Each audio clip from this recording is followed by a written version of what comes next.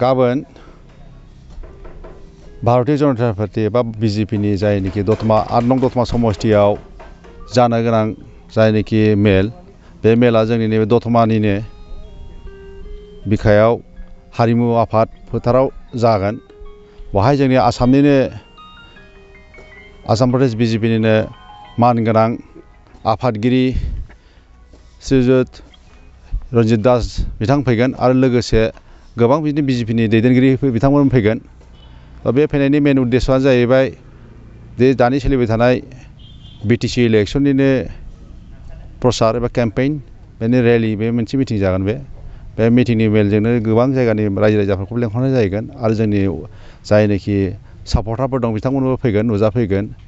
आरो ओंखायनो आङो नोंथांमोननि गेजेरजों गाबोननि जाहाथे बे जानो गोनां मेलाव बयबो रायजो राजाफ्रा नुजाफैयो बेनि थाखाय आं खावलायनाय थाहैबाय।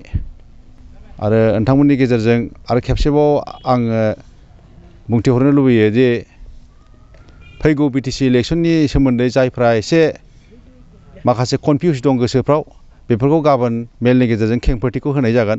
ओंखायनो फैनानै बाहाय गावबागावनो खोमाजों खोनासंनानै बेखौ माखासे जिनिसफोरखौ मिथिनो लांनो मोनगोन होननानै आङो मिजिंथियो। दा रन्जित दासजों गाबोन फैनांगौलगिया जायनाखि दंमोन जोंहा बिश्वजित दैमारि बिथांबो फैनांगौमोन ओमफ्राय माखासे मिनिस्टारबो फैनांगौमोन। थ' रानलायनाय जादों हयथ' गाबोन भबेस कलिता आसामनिनो जायनाखि मन्त्रि भबेस कलिता इरिगेसन मिनिस्टार बिथाङाबो फैनो हागौ। दा कनफार्मेसन जायाखै, दा बेलासिनि गेजेराव जागोन। दा बिश्वजित दैमारिया फैनो नागिरदोंमोन खिन्थु बिथाङाबो गुबुनाव मोनसे फिक्स जानानै दङ। दा बेखौ जों रायज्लायगासिनो दङ। दा अब्लाबो रन्जित दासनि अनगायैबाबो गुबुन गुबुन मानसिफोरबो फैगोन। मथा मथि जायनाखि गोजौ थाखोनि दिग्निटारिफोर बिथांमोनहा फैगोन।